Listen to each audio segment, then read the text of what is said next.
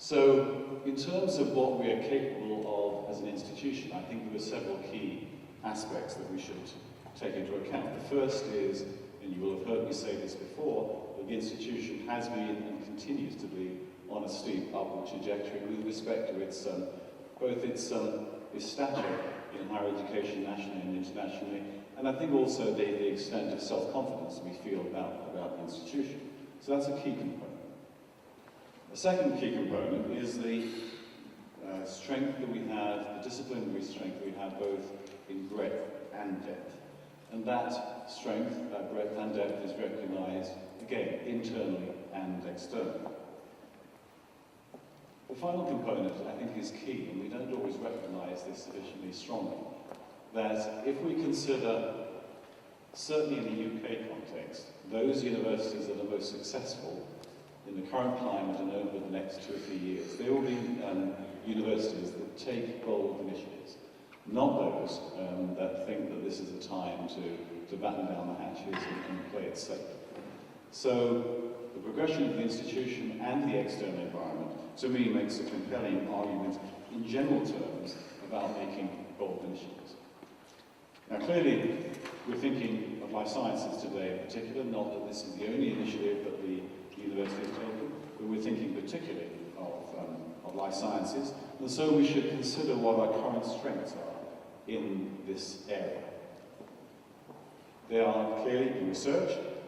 We have, and I'll elaborate on this in a few moments, multi-faculty expertise, which is relevant to modern life sciences, where modern life sciences includes, of course, clinical sciences, but also biomedical sciences, bioengineering, human geography, health economics, and so on. I'll elaborate on that in a few moments. So this is not just clinical sciences we're talking about here, and it's not just life sciences as rather rigidly defined in a somewhat old-fashioned way, but brings in other disciplines, other areas of expertise. And in particular, and the particular relevance to the initiative that we are launching in life sciences, we have expertise in areas that are highly relevant to population health. And that clearly includes clinical sciences again, it clearly includes genetics, but it includes areas such as law and ethics, and others besides. These are examples also. The point I'm making is that the research strengths that we have are highly relevant to a new definition of life sciences, and particularly population health. We have strengths also in education. There is a strong demand for undergraduate biomedical sciences, and most of you will know we're expanding that area already with plans to increase it still further. There are opportunities for postgraduate education in global health and related areas. So there is a demand and a capability at Primary of providing these educational courses. And we have also new possibilities yet to be fully exploited in non-clinical but biomedical sciences, and we're looking to how we explore those. And the final component of the current strengths is in outreach. The centre of the cell is widely recognised internationally, nationally and increasingly internationally, as being a pioneer in and a leading force in outreach, public engagement, particularly with school-age students, with respect to encouraging careers and understanding of the life and biomedical sciences. So we have these strengths behind us, and that is part of the bedrock on which we are building these new aspirations and opportunities. In a sense, this slide simply reproduces the same point in diagrammatic form. These are the various components that are contributing now to a modern definition of life sciences. And if we work from the obvious point at the top, biology clearly, we're working around to molecular sciences. Clearly genetics are an example of that, but other areas of molecular sciences as well. Materials, bioengineering, information statistics, these are all clearly relevant areas. Public and population health. And then we get into areas which are perhaps newly recognized as critical to the life sciences, including human behavior and human geography, health economics, law and ethics. So we cover a very broad range as we go around that circle of academic disciplines, but all highly relevant to the new life sciences.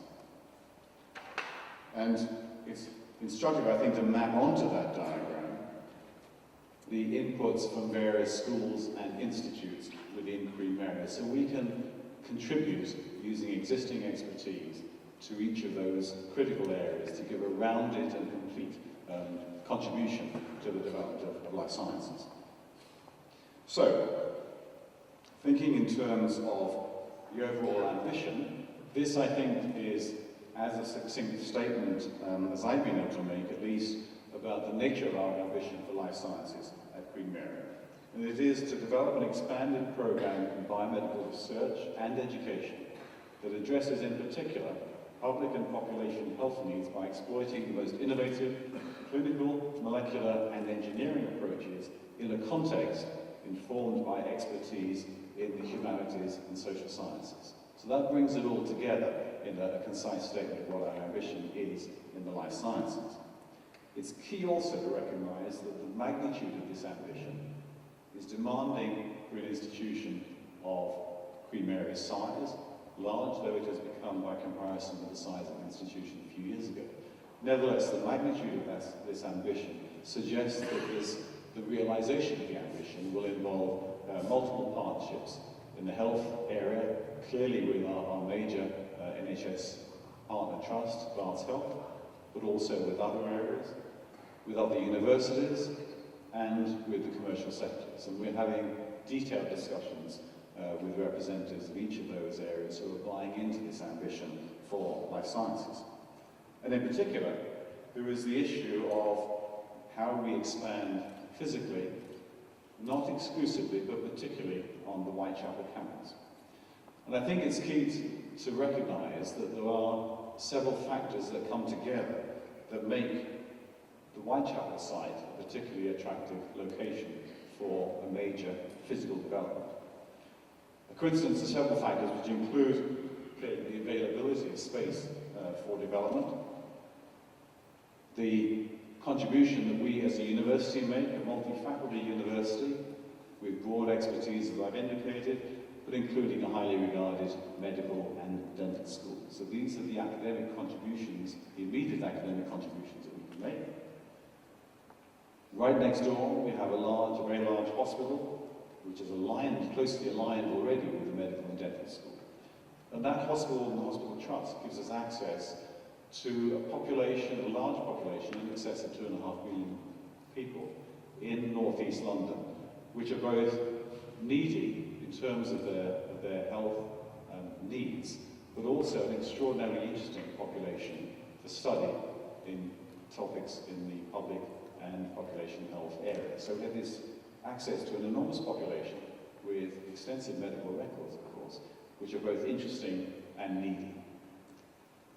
We have, I think, quite exceptional national and international access.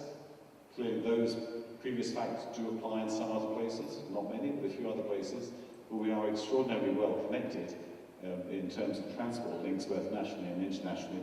Bear in mind, for example, that come 2017, Crossrail will enable transport from Whitechapel to Heathrow in a little over half an hour. So we're extraordinarily well connected already, and will be even better. And for some of these reasons, for all of these reasons, in fact, this ambition has strong political support. So these are the factors that are coming together, combined with our internal ambition as a university, to suggest that there is not only an internal appetite for major development of the life sciences, but an external environment and external partnerships which give us an extraordinarily exciting set of possibilities.